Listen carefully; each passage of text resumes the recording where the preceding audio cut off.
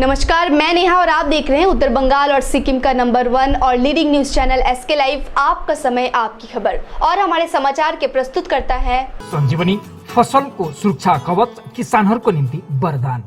वेबल computer training centre opposite Siliguri college, gate number 2, college Para, Siliguri. टीना का घर बनाने का टोटल समाधान, बाजार भाव से हमारे यहाँ किफायती दाम। International furniture, unbeatable price. Visit a royal oak store today. घर के फर्श की चमक को रखे बरकरार जीप्स निमोल नीम हर्बल के साथ। At Veda School of Languages, VSL in association with HNA, Arms Incorporation, Japan.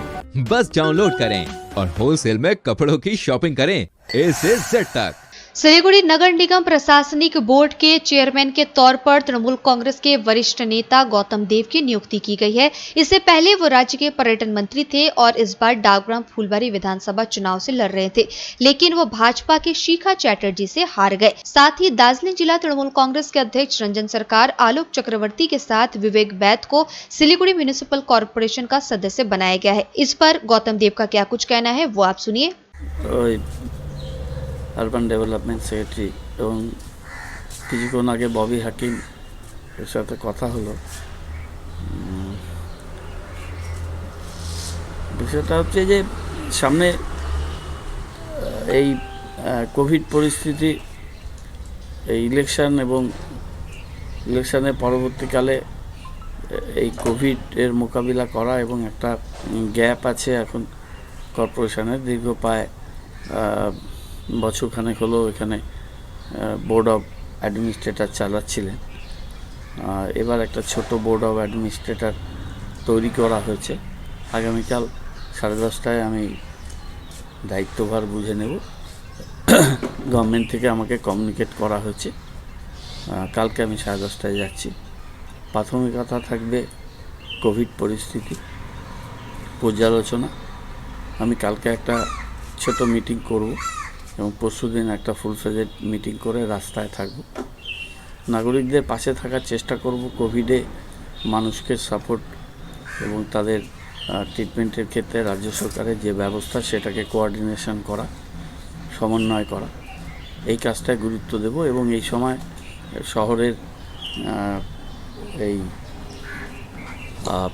পরিষ্কার পরিচ্ছন্ন রাখা, বর্ষাকাল আসছে, এই সময় বিদ্যুৎ যাতে থাকে, জল সরবরাহটা অনেক জায়গায় অনিয়মিত আছে, সেই জল সরবরাহটাকে স্টেডি রাখা, যদিও অপ্রতুল আছে শিলিগুড়ির জল। এই সমস্ত ব্যাপারগুলো নিয়ে কাজ করব এবং পাড়ায় পাড়ায় টিম করে কোভিড মোকাবেলায় সমস্ত স্বেচ্ছাসেবী সংস্থা, ক্লাব, গণসংগঠন তাদেরকে কিভাবে কাজে লাগানো যায়, জনসচেতনতা বাড়ানো, মানুষকে কোভিডের বিষয়টা এতটাই সিরিয়াস আছে এখন যে মানুষকে এর প্রতিরোধে কোভিড প্রোটোকলটা মানা, বাজারঘাটগুলো যেগুলো গভর্নমেন্টের নোটিফিকেশান আসছে সেগুলো মানা, এসব অনেকগুলো কাজ আছে। সেগুলো নিয়ে যুদ্ধকালীন ভিত্তিতে কাজ করতে হবে।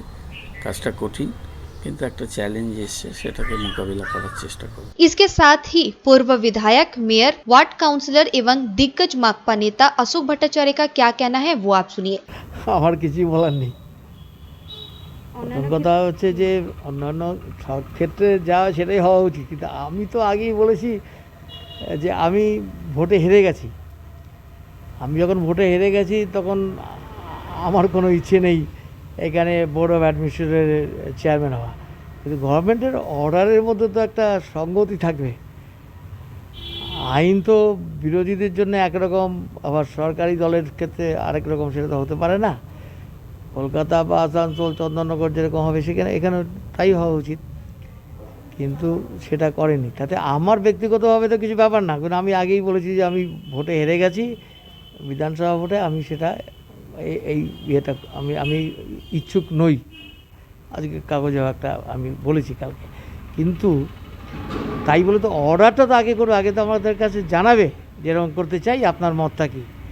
কিন্তু এরা যে অর্ডারটা করেছে, যদি এই অর্ডারটা যদি করে থাকে, আমি এখন শুনলাম, সেটা এইগুলোকে মানে কি সরকারি ভোটে জিতে গেছি বলেই আমি যা ইচ্ছে তাই করবো, একটা যুক্তি থাকবে, তো একটা নীতি থাকবে, একটা যুক্তি থাকবে, রেশনালিটির মধ্য দিয়ে যা সিদ্ধান্তটা করা উচিত। আমার এই জন্য আমার ব্যক্তিগতভাবে আমি আগেই বলেছি আমি তো অনিচ্ছুক, কারণ আমি ভোটে হেরে গেছি। যখন মুখ্যমন্ত্রী ভোটে হেরে গেছেন, তারপর মুখ্যমন্ত্রী হয়েছেন, সেটা অন্য কথা। তা আমার মতন গৌতম দেবও ভোটে হেরেছেন, যাই হোক সেটা উনি ব্যাপারটা ওনার ব্যাপার, আমি এইসব নিয়ে মন্তব্য করছি না। কিন্তু আমি অনিচ্ছুক এটা বলেছি, কিন্তু অর্ডারটা সবার ক্ষেত্রেই একই রকমই হওয়া উচিত। তারপরে সে অ্যাকসেপ্ট করবে কি না করবে সেটা তো পরের কথা। না না, কর্পোরেশন ভোটে আমি তো ভোটের পার্টির হয়ে দায়িত্ব নিয়ে যা যা করা সবই করবো, কিন্তু ভোটে আমি দাঁড়াবো না, তা আগেই বলেছি। না না, কোনোবারই না, আমি আগেই তো বলেছি। আমার হচ্ছে এইবারে বিধানসভা নির্বাচনটা আমার শেষ নির্বাচন, আমি এটা বলেছিলাম। পার্টির যা যা করা তো সবই করবো, আমি আগেই বলেছি সেটা। আমি আগেই বলেছি, বিধানসভা নির্বাচনের আগেই বলেছি। বিধানসভা নির্বাচনেও আমার প্রতিদ্বন্দ্বিতা করার আপত্তি ছিল, পার্টি সবাই বলেছে না আমি প্রতিদ্বন্দ্বিতা করেছি, কিন্তু তখনই আমি বলেছিলাম যে না এটাই আমার শেষ নির্বাচন, এটাও বলেছি, পাবলিকলি বলেছি, অনেকবারই বলেছি। অনেক আছে, হবে, আস্তে আস্তে হবে, কেন বলবে? সেটা আমরা সবাই মিলে, আমি তো আছি। আমি তো মানে টেনিস খেলা যেরকম নন প্লেয়িং ক্যাপ্টেন থাকে, সেরকম আমি থাকবোই তো। আমি তো ক্যাপ্টেন হিসেবে থাকবো। আমি তো দায়িত্ব নিয়েছি পশ্চিমবঙ্গের ঘুরে দাঁড়াবার ক্ষেত্রে। সেই ঘুরে দাঁড়াবার আমাদের টার্গেটটা হচ্ছে শিলিগুড়ি থেকে আমরা ঘুরে দাঁড়াবো। साथ ही नवनिर्वाचित नए सिलीगुड़ी के विधायक शंकर घोष का संपूर्ण विषय पर क्या कहना है वो आप सुनिए। আমি এইমাত্র জানতে পারলাম যে শিলিগুড়ি মিউনিসিপ্যাল কর্পোরেশনের বোর্ড অফ অ্যাডমিনিস্ট্রেটর পুনর্গঠন করা হয়েছে 4 জন সদস্যকে নিয়ে। চেয়ারম্যান সহ নতুন সদস্যদের আমার শুভেচ্ছা আমি জানাচ্ছি। কিন্তু রাজ্য সরকারের এই সিদ্ধান্ত অবশ্যই নৈতিকতার এবং আইনগত বেশ কিছু প্রশ্ন ইতিমধ্যেই তুলেছে। এক, বর্তমান রাজ্যের মুখ্যমন্ত্রী তিনিও বিধানসভা নির্বাচনে পরাস্ত হবার পরেও মুখ্যমন্ত্রী হিসাবে শপথ গ্রহণ করেছেন। অনুরূপভাবে শিলিগুড়ি মিউনিসিপ্যাল কর্পোরেশনে রাজ্যের সরকার দ্বারা মনোনীত চেয়ারম্যান তিনিও বিধানসভা নির্বাচনে পরাজিত হয়েছেন এবং তারপরেও তাকে মনোনীত করা হয়েছে বোর্ড অফ অ্যাডমিনিস্ট্রেটর হিসাবে। এই সিদ্ধান্ত কতখানি নৈতিকতার দিক থেকে ঠিক সেটা শিলিগুড়ির মানুষ বিচার করবেন এবং ভবিষ্যতেও এই সিদ্ধান্ত কতখানি মানুষের স্বার্থে নাকি রাজনৈতিক স্বার্থে সেটাও সময় অবশ্যই আমাদের কাছে তুলে ধরবে। দ্বিতীয়ত, Calcutta municipal corporation, Siliguri municipal corporation বা অন্যান্য লোকাল সেলফ গভর্নমেন্টের ক্ষেত্রে রাজ্যের সরকার ভিন্ন ভিন্ন জায়গায় ভিন্ন ভিন্ন নীতি গ্রহণ করে নিজেদের মর্জি মতো বোর্ড অফ অ্যাডমিনিস্ট্রেটর গঠন করছেন, যা দুর্ভাগ্যজনক এবং রাজ্যের মুখ্যমন্ত্রীর শপথ নেবার পরের থেকেই তার সিদ্ধান্ত নেওয়ার মধ্যে দিয়ে এটা প্রমাণিত হচ্ছে যে বর্তমান রাজ্যের সরকার রাজনৈতিকভাবে তারা সমস্ত জায়গাগুলোকে আরেকবার নিয়ন্ত্রণ করবার পথে এগোচ্ছে, যা পরবর্তী সময় আগামী 5 বছর এই রাজ্য কোন দিকে যেতে পারে তার কিন্তু ইঙ্গিত তিনি প্রথমেই মুখ্যমন্ত্রী হওয়ার পরে তিনি দিচ্ছেন। सिलीगुड़ी शहरवासियों में आई है जागरूकता। पहले के मुकाबले घर से कम निकल रहे हैं, सड़कों पर खत्म हो गई है ट्रैफिक जाम की समस्या। कोरोना वायरस की द्वितीय लहर के कारण देश में कोरोना का कहर बरकरार है, त्राही त्राही मची हुई है। साथ ही राज्य के साथ साथ उत्तर बंगाल और सिलीगुड़ी में भी काफी संक्रमितों की संख्या बढ़ते ही जा रही है। मगर अच्छी बात यह है कि सिलीगुड़ी शहरवासी अब जागरूक होते नजर आ रहे हैं। लोग मास्क पहनकर बाहर जा रहे हैं, यहाँ तक कि जरूरी काम नहीं होने से घरों में ही रह रहे हैं, घर से बाहर नहीं निकल रहे हैं। यही कारण है कि सिलीगुड़ी में भीड़ भाड़ कम हो गई है। टोटो या सिटी ऑटो सिर्फ चल रहे हैं, लेकिन उसमें लोगों की संख्या काफी कम देखने को मिल रही है। कम होती संख्या को देखते हुए सिलीगुड़ी तेंजिंग नॉर्गे बस स्टैंड सरकारी बसों की संख्या भी कम कर दी गई है। वहीं दूसरी तरफ सिक्किम राज्य में भी आज से 10 दिवसीय लॉकडाउन शुरू हो चुका है और इसी को लेकर के सिक्किम बस स्टैंड भी सुनसान पड़ा हुआ है। सिलीगुड़ी मेट्रोपॉलिटन पुलिस के एनजेपी थाने की पुलिस ने गुरुवार को कोरोना के मद्देनजर राज्य सरकार की ओर से लागू आंशिक लॉकडाउन को लेकर शहर के गेट बाजार, अंबिका नगर समेत विभिन्न इलाके में अभियान चलाया। इस दौरान कोरोना प्रोटोकॉल का उल्लंघन करने वाले 9 लोगों को पुलिस ने हिरासत में लिया। पुलिस ने बताया कि कोरोना के प्रसार की रोकथाम के लिए राज्य सरकार की ओर से आंशिक लॉकडाउन के मद्देनजर पुलिस ये अभियान लगातार चला रही है और आगे भी यह जारी रहेगा। तृणमूल नेता उदयन गुहा पर जानलेवा हमला, हाथ की हड्डी टूटी, 2 अंगरक्षक व वाहन चालक जख्मी। दिनहाटा के तृणमूल नेता और इस वर्ष विधानसभा चुनाव में दिनहाटा विधानसभा क्षेत्र के तृणमूल उम्मीदवार उदयन गुहा पर गुरुवार को दिन दहाड़े जानलेवा हमला किया गया।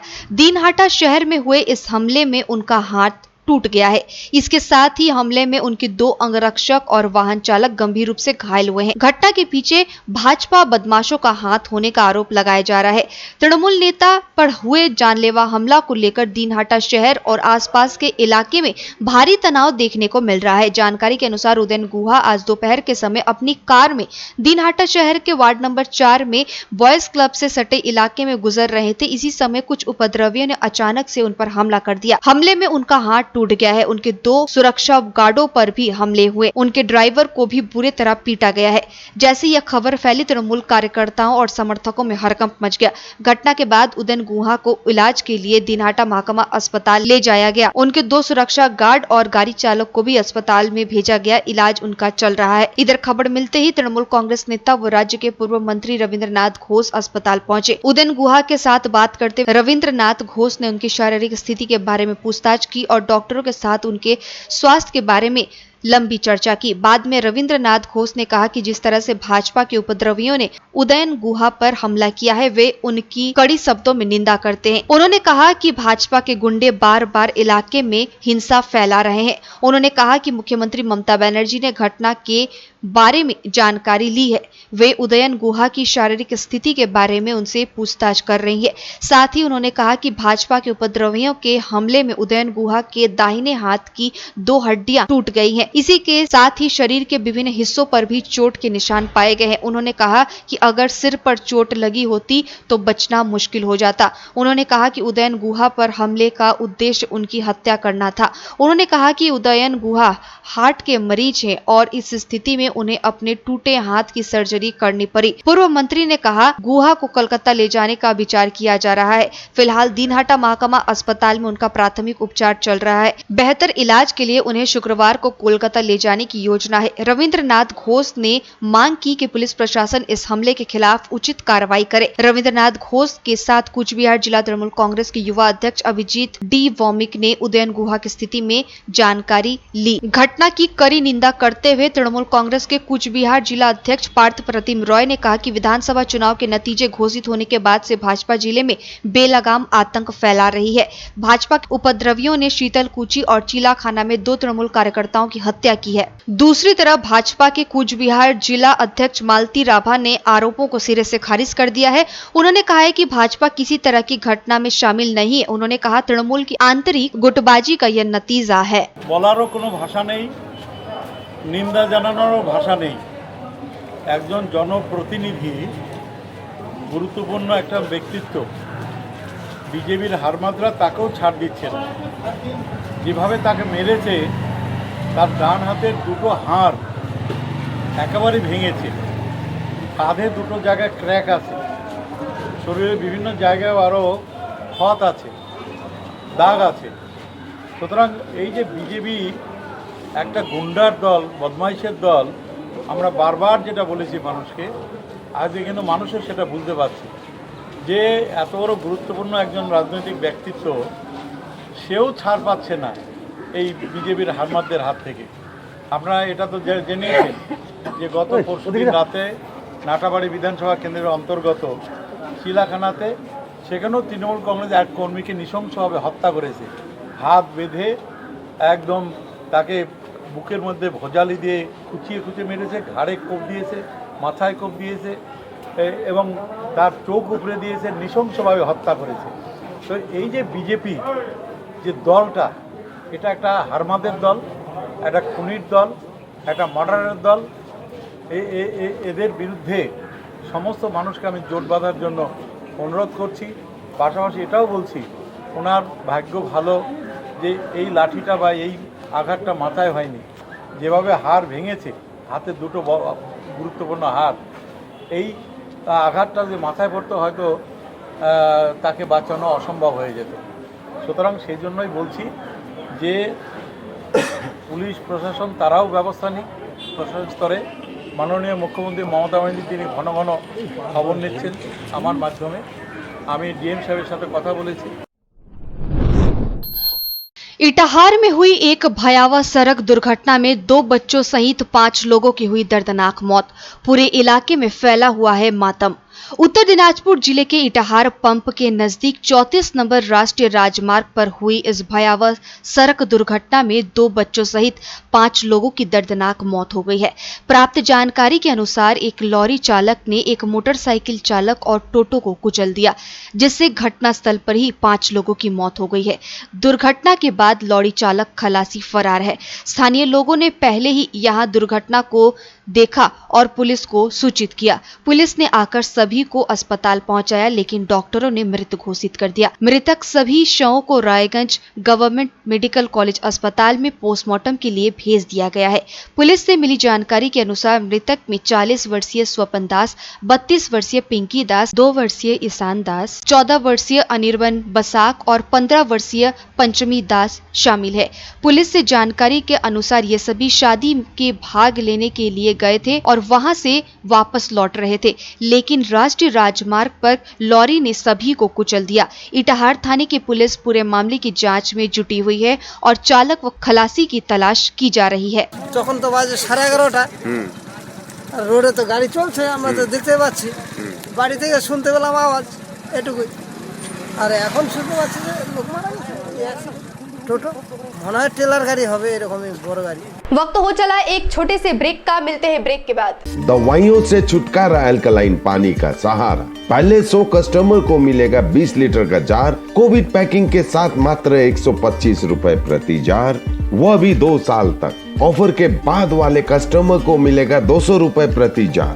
अल्कलाइन के फायदे: diabetic, acidity, cholesterol and blood pressure, weight loss, gives extra strength to our lungs. तो इंतजार किस बात का, आज ही बुकिंग करें।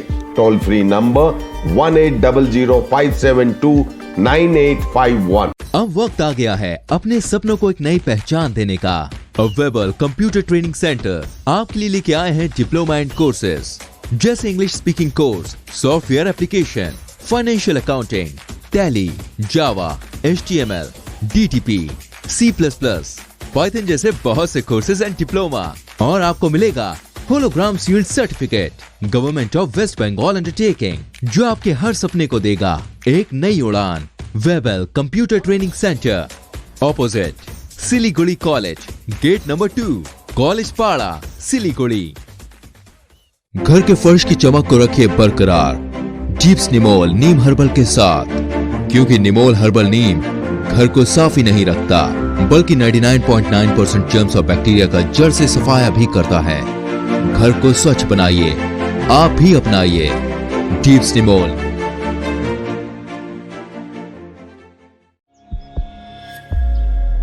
Are you dreaming to wake up under the calming Turkish skies? Make it a reality and bring home the Turkish collection from Royal Oak. Just a click away. International furniture, unbeatable price. Visit a Royal Oak store today. 50 से 70% कम कीमतों पर Orchid Building, opposite Vega circle, 2.5 mile, Sevoke road, Siliguri.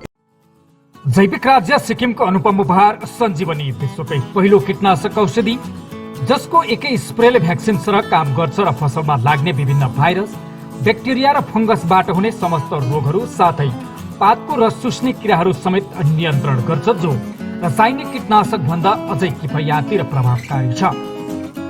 फसल कुनै होस्, रोग कुनै पनि होस्, एकपल्ट अवश्य प्रयोग गर्नुहोस्, सोचे भन्दा बढी लाभ पाउनुहुनेछ।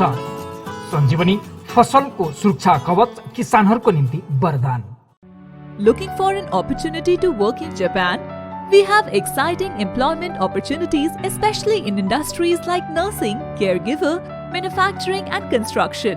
Advantages of working in Japan: better pay packages, better quality of life, better employee welfare and protection, high professionalism and work ethics, respect and dignity of labor, learning the best technology in the world. That is where we come in at Veda School of Languages, VSL, in association with HNA, Arms Incorporation, Japan. Call us at 9911 546021. क्या आपके कपड़ों का business है और आप दुकान में भीड़ भाड़ से बहुत परेशान हैं और सामान लाने का समय नहीं है? तो समझो आपकी टेंशन खत्म। अब डाउनलोड करें A से Z तक ऐप, इंडिया का अपना होलसेल शॉपिंग ऐप। बस डाउनलोड करें और होलसेल में कपड़ों की शॉपिंग करें A से Z तक। टीना का घर बनाने का टोटल समाधान बाजार भाव से हमारे यहाँ किफायती दाम। घर, दुकान, मकान, गोदाम बनाने के लिए टीना, प्रोफाइल सीट, रंगीन टीना, पाइप आदि सामान की नई दुकान टीना लगाने के लिए मिस्त्री भी हमारे यहाँ है उपलब्ध। Mahavir steel, 3rd mile, Vega mall के सामने, Chaudhary compound. Contact number 9709970981। SK live ही बेस्ट ऑप्शन है। एसके लाइव का इस क्षेत्र में 24 घंटा टेलीविजन, एंड्रॉइड ऐप और वेबसाइट पर प्रसारण होता है। सोशल मीडिया पर भी हम उपलब्ध हैं। हमारी व्यूवरशिप 9 लाख से अधिक है। सिक्किम, हैथवे और NXT डिजिटल पर, दार्जिलिंग और कालिम्पोंग में दोनों हैथवे और CCN सेटअप बॉक्स पर, क्लामपुर से लेके मैनागुड़ी हैथवे पर, सिटी केबल पर, सिलीगुड़ी और आसपास, नक्सलबाड़ी से पानी टंकी तक NXT डिजिटल में। तो सोचिए नहीं, कॉल करें 7908554308। ब्रेक के बाद खबरें विस्तार से। पत्रकारों को दी गई कोरोना वैक्सीन। मुख्यमंत्री ममता बनर्जी द्वारा पत्रकारों को कोविड वॉरियर घोषित किए जाने के 24 घंटे के भीतर अलीपुरद्वार जिले के डीएम सुरेंद्र कुमार मीना ने सभी पत्रकारों के लिए कोरोना वैक्सीन शिविर का आयोजन किया। शिविर में जिले के विभिन्न हिस्सों से आए पत्रकारों को कोरोना की वैक्सीन लगाई गई। इस अवसर पर डीएम वहां खुद मौजूद रहे। उन्होंने कहा कि पत्रकार कोविड महामारी काल में अग्रिम कतार में काम कर रहे हैं। उन्होंने कहा मुख्यमंत्री ममता बनर्जी द्वारा पत्रकारों को कोविड योद्धा के रूप में घोषित किया गया है। इनकी इस घोषणा के बाद अलीपुरद्वार जिला प्रशासन की ओर से प्रत्येक पत्रकार को कोरोना वैक्सीन देने की पहल शुरू कर दी गई है। আপনারা জানেন কি অনারেবল চিফ মিনিস্টার যারা সাংবাদিক আছে, রিপোর্টার আছে, তাদেরকে কোভিড ওয়ারিয়ার করোনা যোদ্ধা হিসাবে উনি অ্যানাউন্স করেছিলেন। और আমাদেরকে প্রশাসনকে উনি নির্দেশ দিয়েছিলেন कि যারা সাংবাদিক আছে, যেহেতু এরা মানুষের সঙ্গে মিশে কাজ করে और অনেক খবর কাগজ ওদেরকে কভার করতে হবে, সেই জন্য ওদের ভ্যাকসিনেশন জন্য বলা হয়েছিল। কালকে মিটিং আমাদের ছিল এখানে, সেই জন্য আমরা স্পেশাল ক্যাম্প আমাদের আলিপুরদুয়ার জেলার যারা সমস্ত সাংবাদিক ছিল ওদের সঙ্গে আমরা কথা বলে আজকে জেলা হাসপাতালে এটা ক্যাম্প আমরা করেছি। और সমস্ত যারা সাংবাদিক আছে সমস্ত লোকজনকে আমরা এখানে আজকে ভ্যাকসিনেশন দেওয়ার ব্যবস্থা করেছি। সেই জন্য আমাদের जो হেলথ ডিপার্টমেন্টের টিম আছে, সেই প্রশাসন টিম, ওদেরকে আমরা ধন্যবাদ জানাচ্ছি। আর আপনাদের যারা সাংবাদিক আছে তাদেরকে আমি শুভকামনা জানাচ্ছি। আপনারা ভালো থাকবেন। যেহেতু কোভিড পরিস্থিতি চলছে, একটু মাস্ক ও সোশ্যাল ডিস্টেন্সিং এটা রাখবেন। देश भर के साथ साथ पश्चिम बंगाल में भी कोरोना के बढ़ते मामलों को लेकर के विभिन्न पार्क व पर्यटन स्थलों में दर्शकों का आगमन कम हो गया है। कुछ दिन पहले राज्य सरकार की ओर से जारी निर्देशिका में राज्य में अभयारण्य, राष्ट्रीय उद्यान को बंद रखने का ऐलान किया गया है। हालांकि फिलहाल कोरोना प्रोटोकॉल का पालन करते हुए सरकारी पार्क व उद्यान खुले हैं, पर कोरोना के कारण काफी कम संख्या में यहाँ लोग पहुँच रहे हैं। दूसरी ओर इन पार्कों एवं उद्यानों को नियमित सैनिटाइज किया जा रहा है। इसके साथ ही यहाँ मधु भी बेचे जा रहे हैं। 2 गाड़ियों की भिड़ंत से हड़कंप।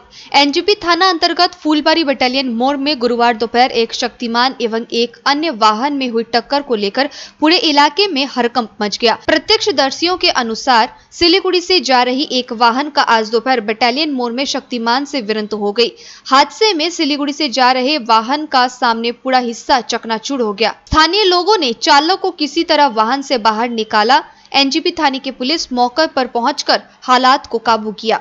গাড়িটা জলপাইগুড়ি যাচ্ছিল, স্টেট গাড়িটা হট করে বালুর গাড়িটাকে এখানে মেরে দিছে। মেরে দেওয়ার পরে তো এমনি একটা গেছে, গাড়ি ভেঙচুর हलो। उसलिए हम साइड से जा रहा था तो वो रुक गया। उन्हें रुकने से नहीं होता, वो रुका बोल के उसका गाड़ी में लगा। जलपाईगुड़ी जा रहा था, चिप्स से खाने का चिप्स ड्राइवर है, मालिक आ रहा है, वो लोग मिला लेगा तो हो गया। रक्त की किल्लत को दूर करने के लिए Lions club of Siliguri unity wings के द्वारा एक रक्तदान शिविर का आयोजन किया गया। साथ ही साथ तेराई ब्लड बैंक की सहयोगिता से यह काम संपूर्ण हुआ, जहां 30 यूनिट रक्त संग्रहित किए गए। सभी को ज्ञात है कि रक्तदान महादान है और वैक्सीन लेने से पहले लोगों को रक्तदान करना अति आवश्यक है। संपूर्ण कार्यक्रम में लायंस क्लब यूनिटी विंग्स की प्रेसिडेंट जूही चौधरी, सेक्रेटरी पूजा मित्तल सह अन्य सदस्याएं मौजूद थी। अब तक के लिए इतना ही। आगे खबरों के लिए बने रहे SK लाइव के साथ। आपका समय, आपकी खबर। धन्यवाद।